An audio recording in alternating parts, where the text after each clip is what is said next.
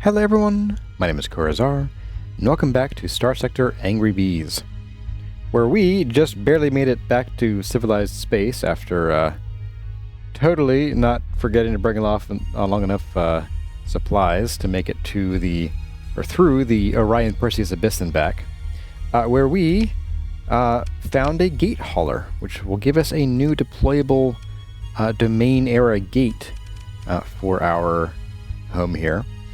Although at the moment, there isn't much point because we can't go through gates yet. So I think it's time for us to maybe pivot a little bit and focus on the Galatia quest, which I was thinking about doing last episode, but then I was like, ooh, let's go over here and do something fun. Let's go do some Galatia quests so we can traverse the gates. Spoiler alert.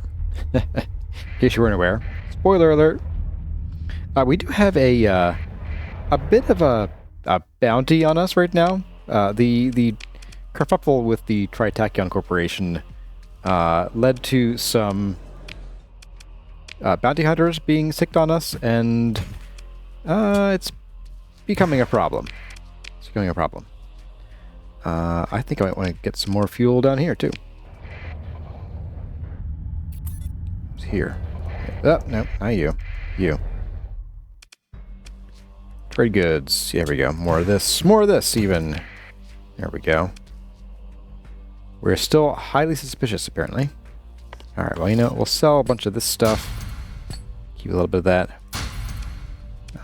And we're getting kind of... Well, I'd say we're low on crew. We can't really hold a whole lot of crew, so... There we go. Problem solved. Don't need you. Or, like, any of this. We're so full of weapons right now. It's not even funny. Lags. We'll see if the hammer and the rest of them are actually useful. Just not include you. There we go. Anything I need to buy here? Ooh, another one of these guys. Don't think I need it, though, at the moment. Is this the bounty hunter? No. Okay. Just checking. So yeah, we encountered a bounty hunter as we were, like, out of supplies, which didn't do us any favors. Not coming for us, just making sure. A little jumpy here. Understandably, I think. We could see if that bounty hunter is still here. Is that them? Boom! Okay. No one nearby. Alright. Well, let's go hit up, let's go hit Galatia. So, oh, here we go. We even have a quest to go to for here. Alright. That's a ghost. Ghosts I can deal with. I'm happy to deal with ghosts. Oh, no. No thanks. No thank you.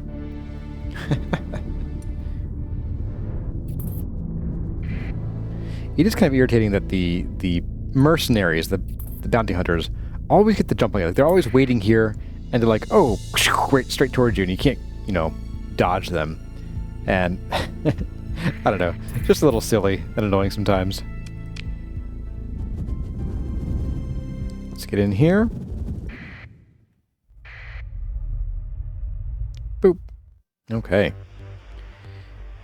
Your fleet is interrupted in the middle of a standard approach sequence. Instead of the usual traffic control chatter, your flagship receives a comm request directly from the office of the provost.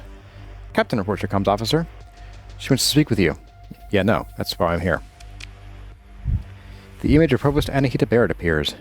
Captain, it's good to see you return, finally. Bring her by shuttle, she says, directly to this docking port. A chime signals the receipt of navigation instructions and docking codes. I'll meet you there. I think this is, we got, that was her name. Carouse. Scylla Carouse is with us right now, I'm pretty sure. Yes, okay. You step off the shuttle, thrusters clicking as they cool, followed by Scylla Carouse.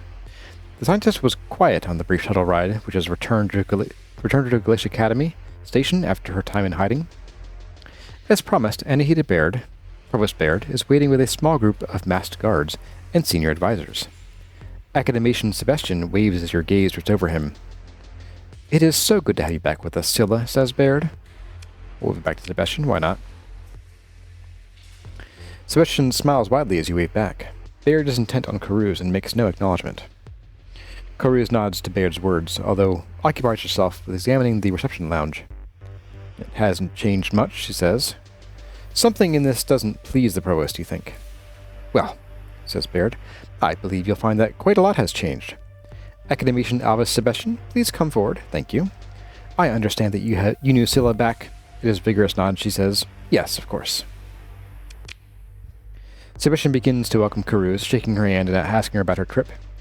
Karuz raises an eyebrow at the question, and Baird interrupts. There will be time for that later, Alvis. Please show the newly reinstated academician Karuz to her quarters. Then show her the new laboratory. Baird pauses, seeming to examine Karuz for a response, but Scylla simply bows her head slightly in acknowledgement, without meeting Baird's eyes. Scylla, I hope you can thrive here. Again. Please go with Alvis, and keep an open mind, Baird says. With a sigh, Baird turns from them to you. Captain, thank you for finding her and bringing her home. The Provost watches the two leave the receiving lounge, starting to chat, Karuz finally starting to smile. With Scylla, we can begin it all again. Baird holds up a hand to indicate an adjoining transport pod.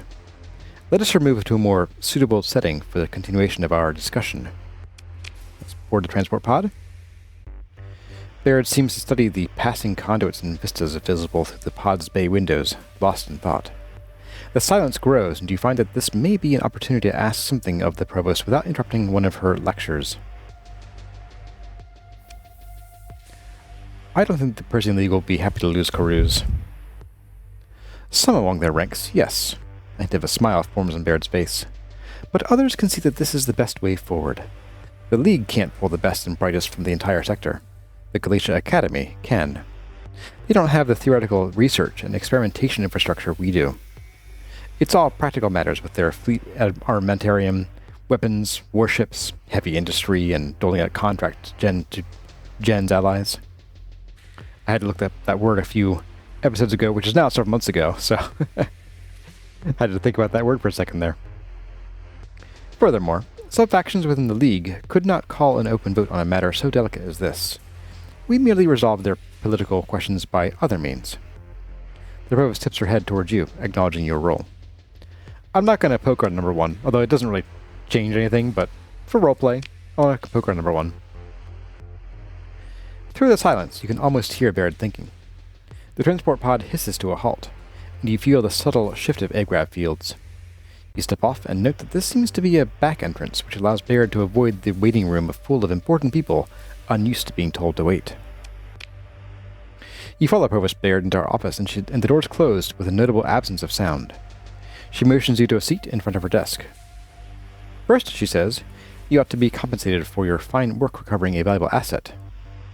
Baird unlocks her desk interface and enters some commands. Your personal datapad pings in response. You gained 100,000 credits. Baird taps her interface, her face illuminated by a moving image. She seems to be settling in, she says, watching. A holo projects into the space above her desk, a surveillance feed of a gleaming new physics laboratory. Scylla Karuz is being introduced by Sebastian to various academicians, judging by their formal dress, and technicians in various states of protective garb. They look young and eager to begin work. She motions at the image. We'll rebuild what we can from Karuz's independent work, and what she can recall, but without the Galatia archive it would be inconvenient to recapture certain data sets. Baird looks up at the proverbial sky.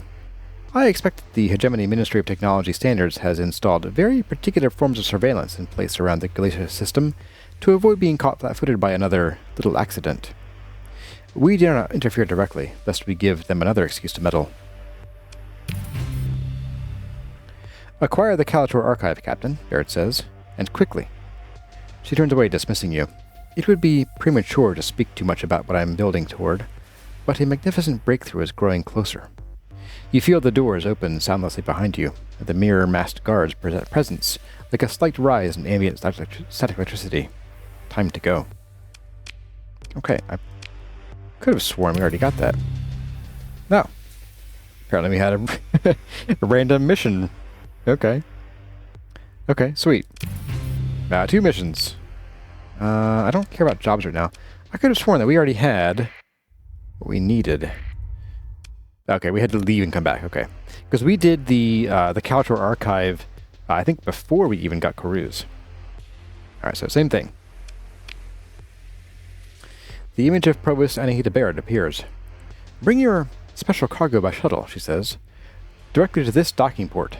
A chime signals the receipt of navigation instructions and docking codes. I shall be waiting. The comm line cuts off. You step off the shuttle, thrusters clicking as they cool with Gargoyle in tow. The hacker's barrage of questions, suggestions, and handsiness toward any control panel or gadget within reach has you at the limit of your patience after only a brief shuttle ride. Game, he's been with me for a while now. I'm probably used to him at this point. Or I've tied him up with zip ties. As promised, Provost Baird is waiting with a small group of masked guards and senior advisors. So this is Gargoyle, she says. Anahita, we meet at last, Gargoyle bows grandly. I am honored to accept your invitation to teach at the Galatia Academy. Then stands up straight and smiles widely, looking around. What shall my curriculum be? Excellent parties, security theater. Perhaps a personal account of the salacious events leading up to the Third AI War. Baird smiles mirthlessly, then motions someone from her party forward. Gargoyle. Meet Academician Alvis Sebastian, Baird says in a tone that would not be out of place on the bridge of a hegemony warship. Alvis, kindly show Gargoyle to the guest suite we prepared. Now, please. She turns from them to you, apparently confident that Sebastian will handle the situation. Captain, our guest complicates matters, but... She turns to watch the two leave the receiving lounge, Gargoyle seemingly choosing to cooperate with Sebastian's stammering appeals. The hacker seems to be wholly occupied by discovering how to fluster the academician. It appears that I have gained another valuable asset in addition to the Kaltor archive, she says. By virtue of your initiative, of course, Captain. I will not forget that when the time comes, but... She takes in her surroundings and dismisses the guards and advisors with a wave. Baird holds up a hand to indicate an adjoining transport pod, once again. Let us remove to a more suitable setting to complete our conversation. Deja vu. Baird seems to study the passing conduits and vistas again. It's the same text as before. What will you do if the hegemony suspects you're behind the hack? Baird looks at you. They suspect me already, of course. The Galatia Academy will appeal the original data seizure and demand the return of basic scientific research material, which is not illegal under even old domain law. This data breach only proves the danger of restricting basic research as the situation enables unsavory parties to exploit discoveries without oversight from the Ecumenica. Man. I appreciate the irony of my objection, of course, but this is war by public relations. There is no room for scruples. I'll be exactly as cynical as they already believe me to be, and they'll believe the act because it is true. As Baird speaks, you find a note of satisfaction in her description of plot and counterplot. Behind the truth, of course, she continues, is what really happened, which shall be a fait accompli once they discover it, and one too embarrassing to publicize. So what do you think of Gargoyle? Baird looks at you, raises an eyebrow, then looks back at nothing. Singularly charming, she says deadpan. I was a teacher for 20 cycles, Captain. I've had worse. Okay. As you enter Baird's office, you notice Scylla Karuz waiting in the sitting area.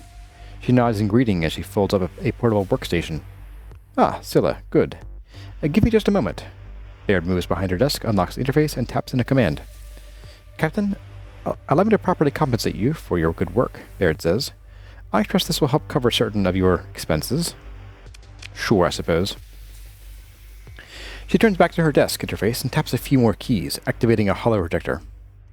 A detailed progress report on Gargoyle's activities flickers into being, including timetables for decrypting the Kaltor archive. Baird motions at the display. Sebastian is more capable than he appears. He is both persistent and meticulous. Karuz speaks up.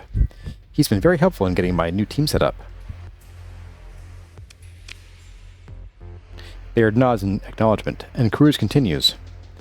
It looks like we should have the archive fully decrypted in about a week.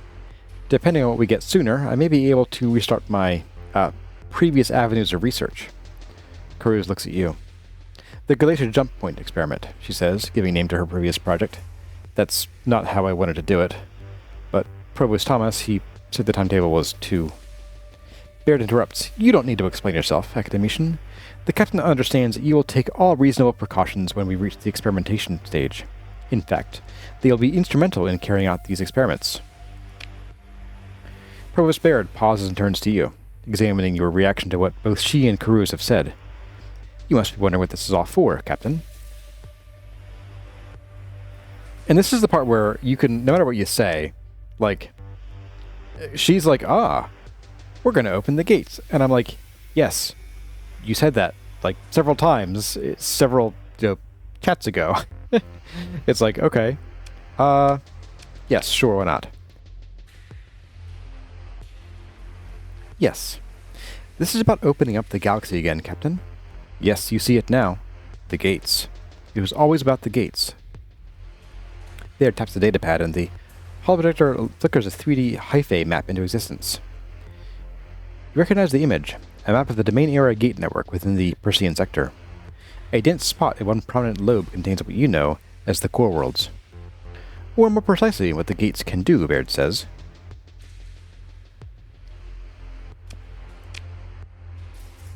Caruz speaks up, now. It's about freedom.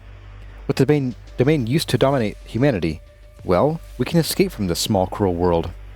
We still live in their shadow, I mean, the hegemony, of course, but even Tritachyon and the Luddux, they're all reactions to the power the domain had.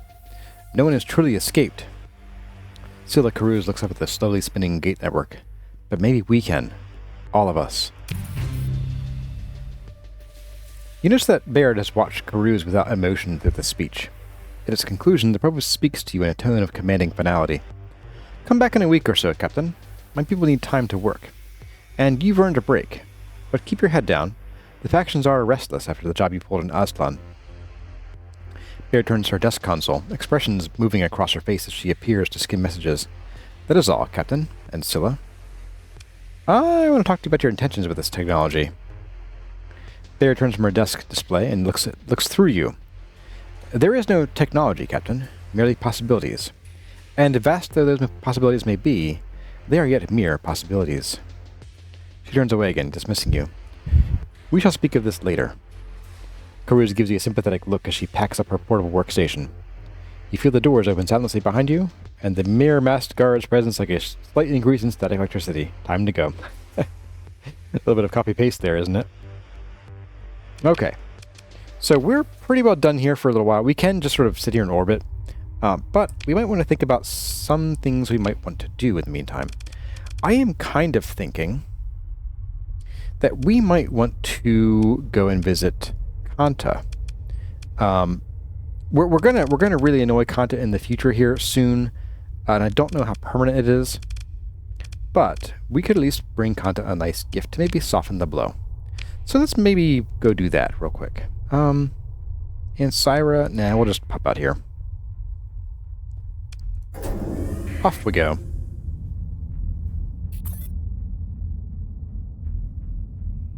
I might even, clunk while we're out, I might even pick up a few more ships just so that when we are dealing with the bounty hunters, we're not caught with our pants down so much. Off to the hive. Home sweet home. Hive sweet hive?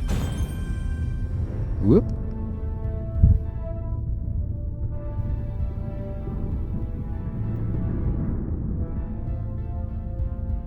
Now, at some point, we'll probably start using AI cores in our colonies to help boost them even more. But that will start attracting the hegemony's attention. And while we could deal with that, I'd like to keep the rate of threat accrual low so we can get some things done in the meantime. Alright, down we go. What are you? In we go. Alright. So, let's see what's here. There's a pather. Sure. Yeah, we'll do that. And we're going to do a couple things. One, we're going to leave most of this here. We're pretty well done with this for now, at least for a while. So I'm not super worried about keeping it with us. I want to probably keep these with us so we can deploy them when we get a chance to. And we'll drop off some of these guys. We're good on supplies, I hope. We'll fill up on fuel. And let's bring along... Oh, I don't know. Someone had mentioned to me I should maybe give the Medusas another look. But I think, like, with the Hyperions, we probably don't need to worry about it too much. So I'm kind of leaning toward maybe we just bring along a couple more of the Brawlers.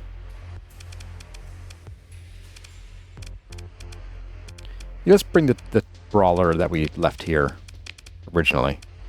Both Brawlers we left here. Just grab them. Boop. There we go. That should be everything we need. Yeah. Okay. Oh, and you. I still want to fiddle with this guy at some point. Like, he's okay. This particular officer, I'm a little meh on it. It looks like it did already give him helmsmanship, or he came with it. I don't know. He might have come with it. But like, I feel like this is kind of getting long in the tooth, and maybe the hammerhead just needs to go in general.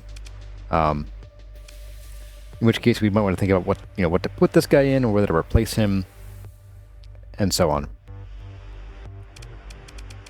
Because the mana cores plus the sunders bring way more hurt than this thing ever can.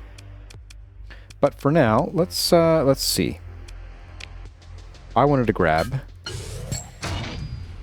this. Where is it? Here we go. One of these. An orbital fusion lamp. There we go. Bring that with us. And maybe a couple of these. I don't recall. Let's take a look at what our colonies are like here. So you are farming, light industry, and then we'll eventually, or I guess we could, see, 10. We could maybe go ahead and add commerce in here. Look at that. Oh, let's see. 2, 3, 8, 9, 10, 11, 12, 13, 14. So this will drop us to 7.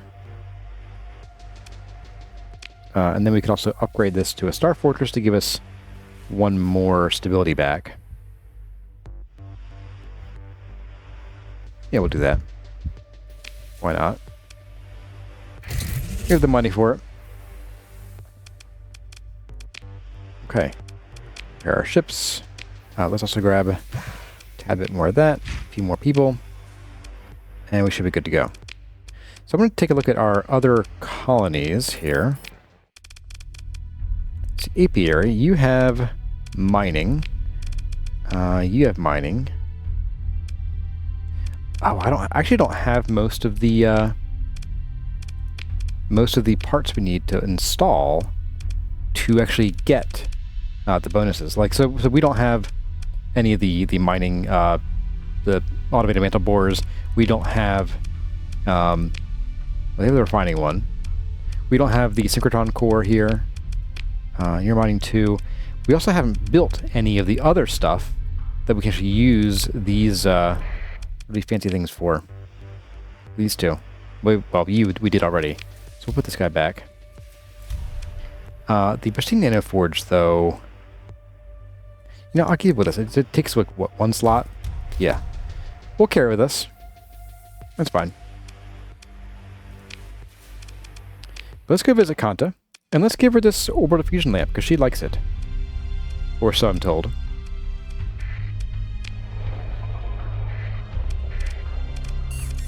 There we go. Off we go. Boop. Ooh. Yeah, let's just prep a save scum here and see what's here. Yeah, I'll go out. Oh my. Yuck.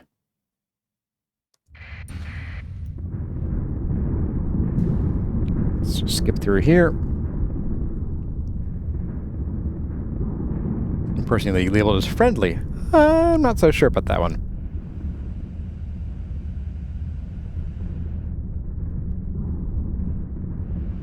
Let's get up in here.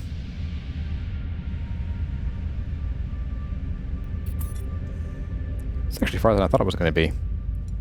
Like, our place doesn't look all that far from civilization, but man, it is actually a bit of a hike. Okay, so here we are. We're gonna pop in... Yeah, we'll do this one, I suppose. Unlikely to raise the issue, then transponder off. Alright. Sup, Kanta? Hey, so, yeah, we're gonna come and need to blast you a bit later for story reasons. I know.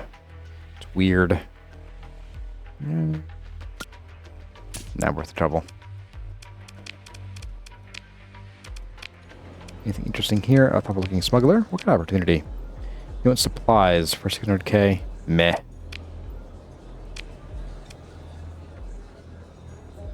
No. Alright, so we want to... Kanta. I want to arrange an audience with Kanta. It concerns my colonies. Yeah, that'll be 10,000 credits, she says, for administrative expenses. This is piracy. I'll make the transfer now. I love that. It's pretty good. Okay, Kanta's station king grins as the transfer comes through. Anyone gives you trouble? Tell him I said you're seeing the Warlord because I said so. She gives you a nod that's probably meant to be equal parts intimidating and reassuring. Take the shuttle. The pilot goes through the routine chatter with what passes for traffic control. At the point that control asks for the standard bribe for a good landing slot, you have comms control forwarded to your datapad. Yeah, who is this then, shuttle? Control crackles. Gonna buy me lunch, or do you like waiting? Your boss already gave me the go-ahead. Shall we comms them about the delay? Confirm that, shuttle? A negative to request, traffic control says. Incoming shuttle cleared for, landing at Bay 12. Proceed. And we'll dock. You leave your 4 guards and the pilot your shuttle. 2 more guards follow you, and the pirate lieutenant sent to meet you nods that this is correct. You're led through a primary access corridor toward the center of the station. You adjust quickly to disjointed agrav fields, an effect you suspect is intentional as ranks of pirates of all shapes and ages eye you for weakness, murmuring crude comments and jostling for prestige. You can almost pick out a pattern of relations in their faces. This is a family business, and in their anarchic uniforms. They're bedecked in prizes, modified combat armor plated with gold and gems, stolen high-end vac suits redone in off-brand colors, tritachyon neck scarves crudely knotted, ostentatious luxury wear. They wear their wealth on the outside. The more garish, the better. This is basically Mad Max. That's what I'm getting here. Past pitted blast doors hung with crimson skull banners, a large bay opens. The lingering, acrid scent of energy weapon discharge hangs in the air, almost but not quite concealing the odor of rotting meat.